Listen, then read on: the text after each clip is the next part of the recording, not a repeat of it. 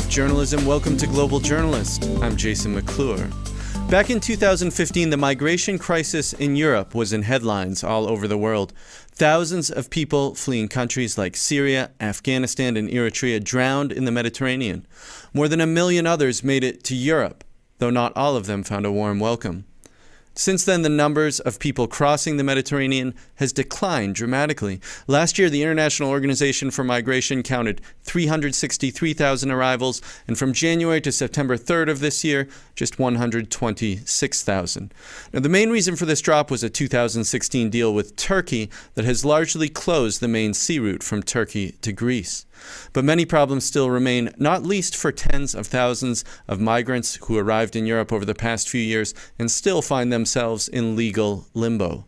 Now, on this edition of Global Journalist, we're going to look at Europe's immigration problems from a few different angles. In a few minutes, we're going to hear from a couple of policy experts who will look at what the EU and Europe's governments have and haven't done right. We'll also speak with an aid worker in Calais, France, where hundreds of migrants still sleep in the woods outside the city, hoping to find their way across the English Channel to the United Kingdom. But first, we're going to meet Mehdi Shams. He's a Pakistani asylum-seeker who spent 6 months trying to get to Europe. He arrived on the Greek island of Lesbos in July 2016, and he's still in a crowded refugee camp there, where he joins us via Skype. Mehdi, welcome to Global Journalist. Thank you very much. Well, tell us, if you would, let's just start briefly at the beginning. Tell us why you left Pakistan for Europe. Because in Pakistan, many people knows that there is a racism fight, like war there. And there is Islamic problems which we are in minority, I was living in one of the biggest province of Pakistan. His name is Balochistan, and there is many target killings, bomb blasts every day, and they wants to kill the Shia community mostly, which Shia community in Balochistan, they are in minority, and they don't like us. And this is a kind of big policy, because Baloch people, they are killing us because they don't like the Hazara community, and they don't like the Pashtuns also, because they are saying that Balochistan is an independent country. They are not counting the Balochistan as a province. So in other words, then, you're a Shia in a mostly Sunni country. You're an ethnic minority in a part of the country where the Baloch people are the majority. You felt threatened there. But tell us, if you would, about your trip from Pakistan to Greece. How did you get to where you are right now? It's a very hazard journey. I came through Afghanistan. I went to Afghanistan first, and from Afghanistan to Iran, Turkey, and Turkey to Greece. In this way we faced many troubles. Many people, few of our friends, they was near of dying. Most of them was sick, and they started their journey towards Europe, because their life was in threat, and when we in Turkey also, for Afghan people, the dangerous part is from Iranian border till Turkey border, which is very hard to pass it, because the Iranian police officers, they have a shoot site order, which they can shoot you. They have an order, and no one can ask them a question that why you shoot the people.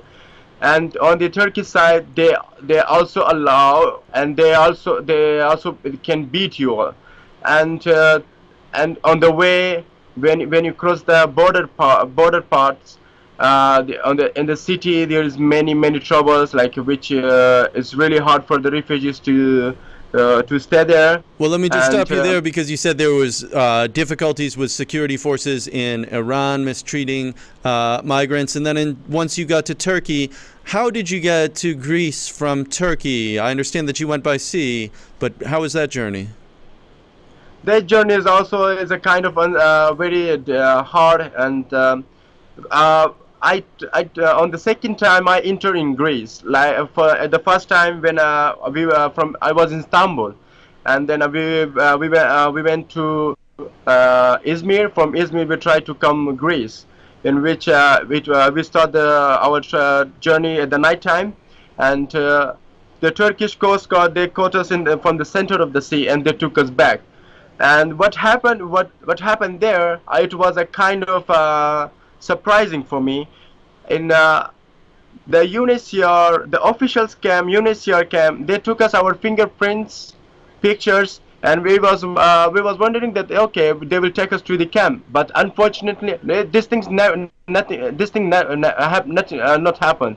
They just take our fingerprints and picture. They ask money, each person 30 euro, and we paid the 30 euro, and we got released.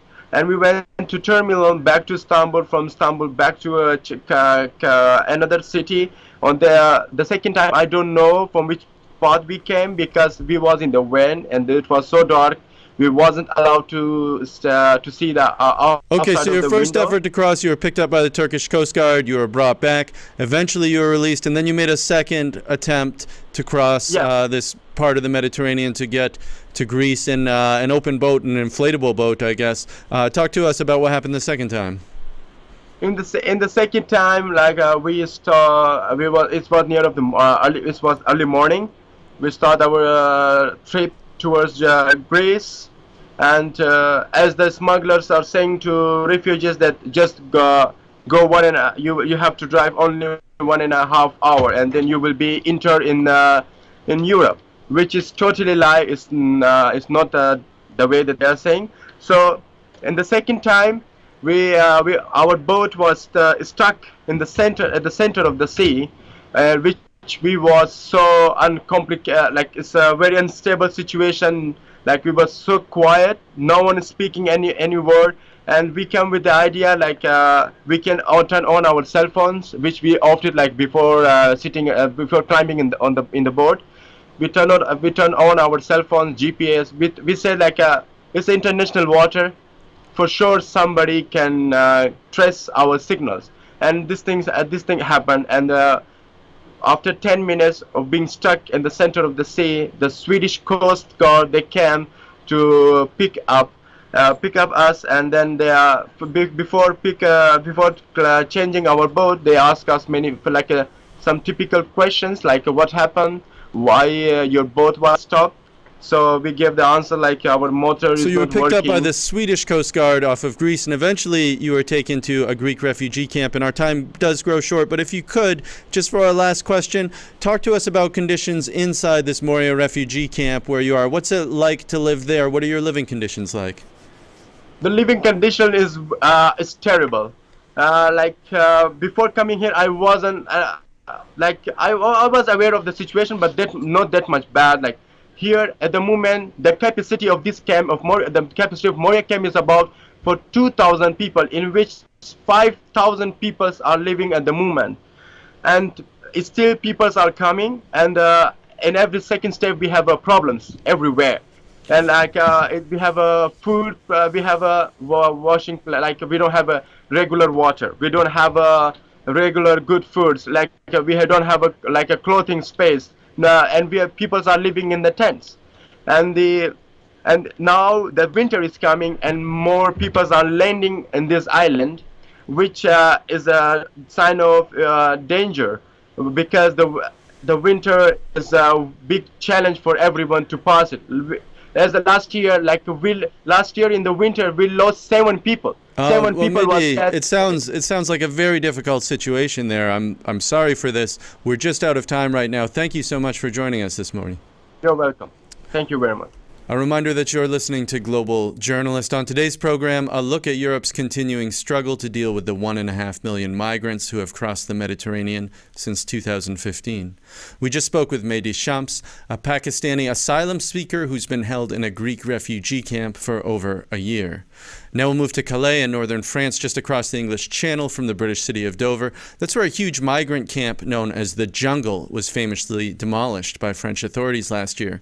But many migrants still remain, hoping to find their way to England.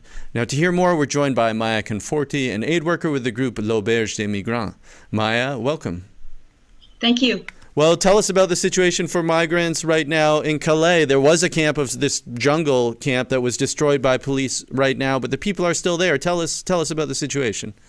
Yes, so there is no more jungle, but there are still people. And in fact, because there is no more jungle, the situation is actually worse than it was before. There's just less people. We only have 700 people, but it's 700 people who live on the street, sleep outside. Right now we have British weather, so it's raining, cold, and the winter is going to be upon us soon. They have no We are not allowed to give them tents. We can only give them sleeping bags and blankets. However, the French police goes out every night and wakes up those people wherever they're sleeping in the grass, tells them to move on, and if they don't move on, uses tear gas on them and takes the sleeping bags and the blankets and throws them in the trash. And they do that every single night. Well, that's what you described there sounds quite disturbing, but tell us just first, I want to hear more about this. Who are these migrants? Where do they come from? Okay, so mostly they come from Eritrea and Ethiopia or Sudan, actually mostly from Eritrea. So they do not come from Turkey, they come from Libya. So they still cross the sea from Libya into Italy. And among those Eritreans, we have a huge number of minors because they are all trying to avoid the lifelong military service that they're supposed to do in Eritrea. And now there has been a lot of criticism by groups like Human Rights Watch and others of how the French police have been treating these men. Tell us just a little bit more about that. You described them, the people having tear gas sprayed in their faces while they're camping out. What's the situation there right now? So it is like this absolutely every single night and even during the day. Basically, the French government has a politics of discouragement. They think that if they make it life as hard as possible for the refugees, they will end up moving on and going elsewhere. However, they came a long way. They want to go to the UK, and so they're staying. The police is being very violent with the refugees in Calais. And not only in Calais, they're doing the same thing in Paris. They're not letting refugees, sit down for more than a couple of hours anywhere at any time during 24 hours. And it sounds like there has been an adversarial relationship, not just between the migrants and the French police, but also between aid workers and like yourself and people who are trying to help them. Yes, so we have had to actually take the government to court for them to actually follow their own law, like providing access to water to those 700 people and some toilets and some showers. We won in court, but the French government is still trying to buy time to install showers. For example, they lost in the court case 2 months ago, and they still have not installed the showers. And they've also tried to make us stop distributing food. They're requiring from our association, sanitary standards for kitchen that are completely overboard, things like that. So sort of through regulations, they're trying to slow down or halt some of the aid work that's happening there, yes, it sounds like. Well, tell us if you would. Some critics would say, I heard you use the word refugees to describe these men. Some critics would say not all of them do fit that category of refugees who are fleeing, are sort of political refugees or are fleeing violence. So these are people who are economic migrants who are looking for jobs and a better life. And that's a different category of people. What's your take?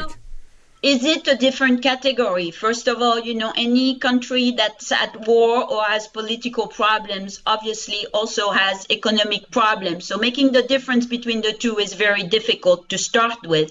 And also, what is you think about Americans, they're all made out of migrants from Europe that have left for America to try to make a better life. We as Europeans also do that in other countries. How come not everybody has the right to do this? That's a question to answer.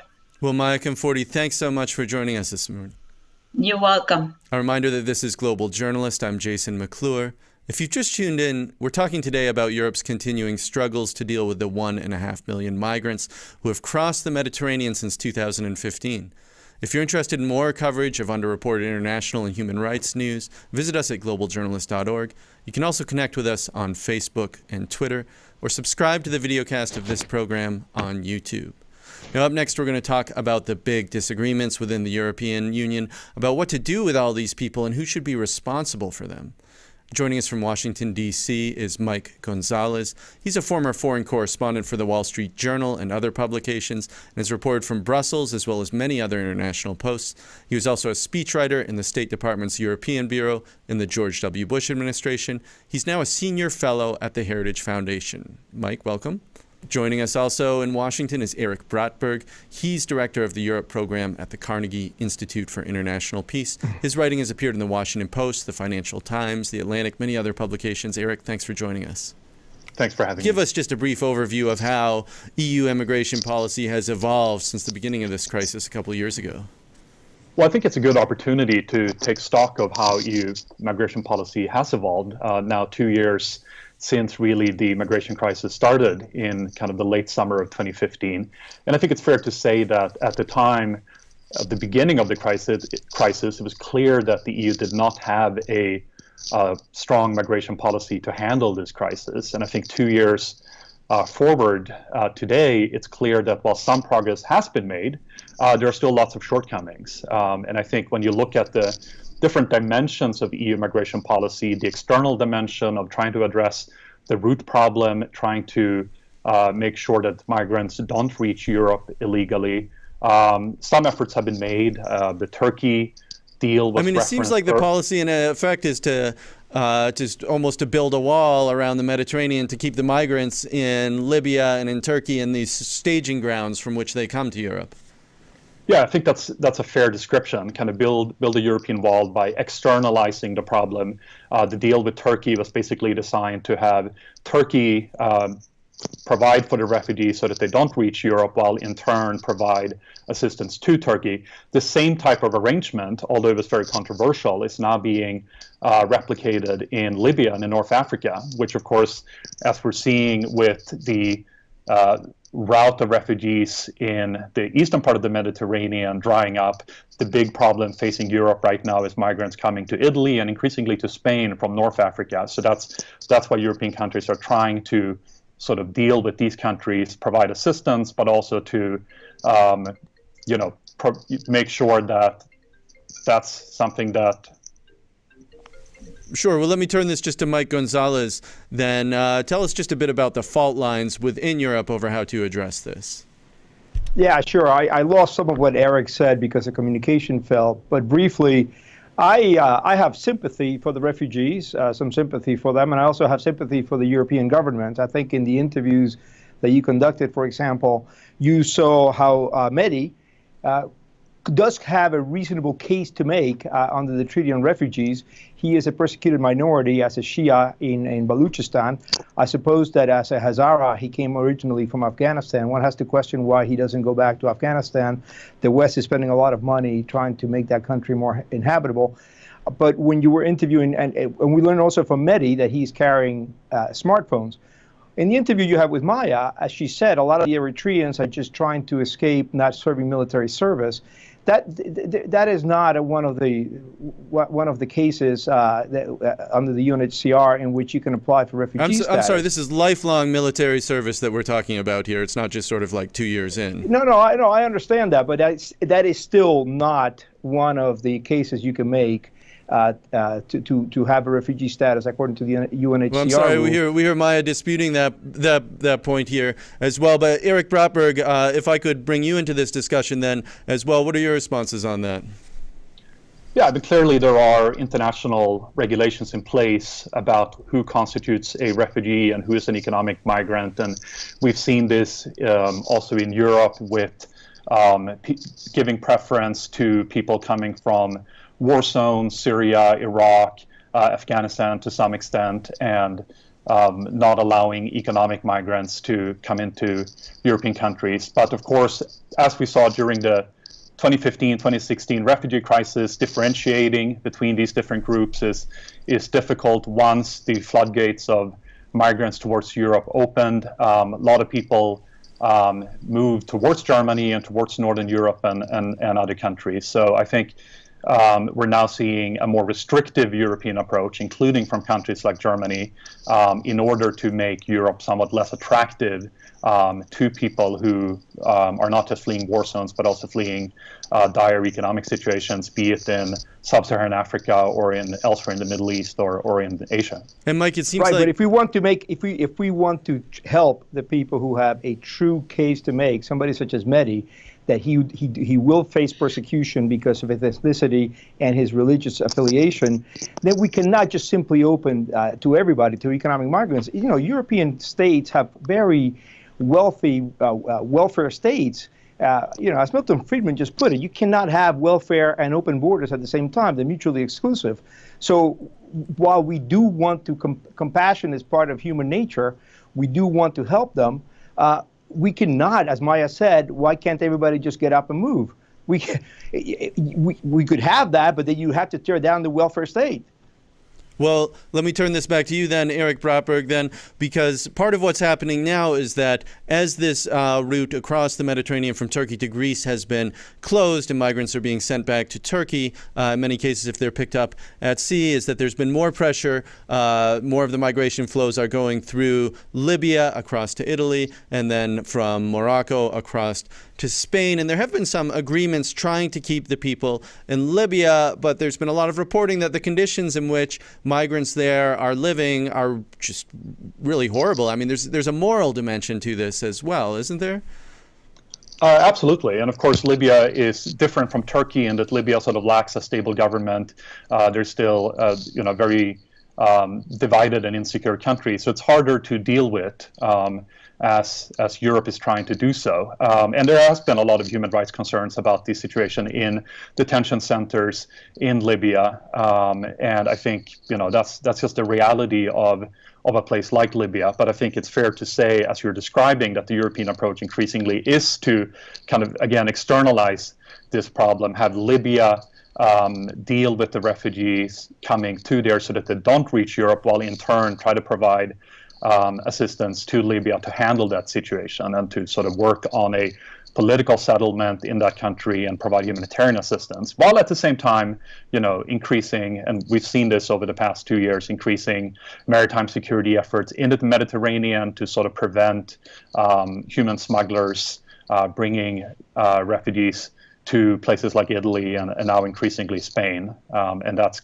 likely going to continue to be a priority for the Europeans before Libya is able to adequately handle the situation, which is likely to continue to remain a problem for a long time, given demographic and other trends, especially in sub-Saharan Africa. Well, Mike, I saw this issue firsthand. Yeah, sure. In we just heard about demographic trends. Europe is aging. We did a little research. I think the median age in Germany is something like 46 now. Just across the Sahara in Niger, Mali, the median age is 15. So, at some point, you're at a demographic tipping point here where it almost seems inevitable that a lot more people are just going to be coming and coming and coming. Well, I don't think that's the case. There are some governments in Europe that are taking this demographic issue very seriously and are doing some things about it. Obviously, one of the things that deters couples from having families is a very heavy tax load. But just to go back to the point that we were making just now, I saw the whole thing firsthand in Paris 3 weeks ago at the Eiffel Tower. I was there buying a trinket, a little Eiffel Tower from one of the from a person who was obviously of African descent, and no sooner had I paid them, the police swooped in. They all fled immediately. This is what Maya was talking about, how they're constantly harassed and get them to go on the move. But 4 hours after I left the Eiffel Tower, the whole place had to be evacuated because a man screaming Allahu Akbar tried to stab a policeman. So, Europe is going through some really hard difficulties here that we need to take into account. But so you raise this issue of potential terrorism here, and so you would make the link between the people who are crossing the Mediterranean and some of the issues with terrorism that we've seen recently in France, in the UK, in Spain. Your argument then is that by keeping people out, you're keeping a lid on terrorism then, is that right? Just like it's in human nature to be compassionate, we have to balance that with the responsibility we have to protect our country, our families. In Germany alone, for example, the numbers that you had about the intake of refugees were not quite right. Germany has taken Germany itself, a country of 82 million people, has taken 2 million refugees recognized by the German government. It saw more incidents of terrorist attacks in 2016 than it saw for the entire 2000 to 2015 period. So yes, the increase has been huge. Angela Merkel has paid a heavy price for this, not so much in her electoral prospects, she looks like she's going to win, but a lot of other leaders in Europe are thinking twice before doing what she's done. Eric, go ahead. Well, obviously, I think this is a disputed point about the link of migration and terrorism, but certainly in some places of Europe, the perception that mass migration constitutes a security threat is very real. And I think that's why we've seen the migration crisis contribute to the rise of populist and xenophobic tendencies across Europe, and had an influence arguably on several recent elections in European countries. So I think this is, while it's a disputed link, certainly in the perception of ordinary European citizens, it's in some cases very much a reality. And there have been instances in Stockholm, in Germany, in Spain, of people who came in, and definitely in Belgium and France, with who came in with a refugee status, turning around and committing these acts of terrorism. ISIS itself has said repeatedly that it was going to use the migrant crisis as a cover to infiltrate Europe and radicalize Europe and try to get more people to join its cause. Well, Mike, the recruiters are working very heavily. Are there lessons for this for society. U.S. policymakers here? I hear your point. Are there lessons for the U.S. in this, or is the context so different between Europe and the U.S. that the way we can address the problems is totally different? There are some lessons. I mean, there was a very good Harvard paper written about the countries that exhibit, have the worst risk of terrorism. The winning hand that we have is that we still have a functioning melting pot. And, so the percentage of attacks committed here are fewer. But also the attacks that are committed here are committed by people who are second generation, not the first generation immigrants, but people who were born here, or the so-called 1.5 cohort, people who brought in as children but are raised here. That was the case in San Bernardino. That was the case in Boston. That was the case in Orlando. So we have problems. We can look at what's happened in Europe as a cautionary tale. But our problems here are much better than they are in Europe. And Eric Bratberg, last word to you. Our time grows short. Sure. Well, I think one dimension that's sort of unique to the European context that we don't have here in the United States is the difference between member states. And what we're seeing in Europe is sort of concerns about the uneven distribution of migrants, with some countries, Mike mentioned Germany, but of course also countries like Greece and Italy that are kind of bearing the brunt of the migration burden. And the inability of Europe to really have an internal migration policy to resettle and redistribute migrants in a way that would be more equitable. I think this is a very unique European problem, and it shows really the challenges facing EU migration policy that are still unresolved and will continue to be so. And that really goes to the core of natural sovereignty and what the modern European project is all about. Sorry, Eric, we're just out of time. That's going to have to do it for this edition of Global Journalist, a production of the Reynolds Journalism Institute and KBIA Mid-Missouri Public Radio.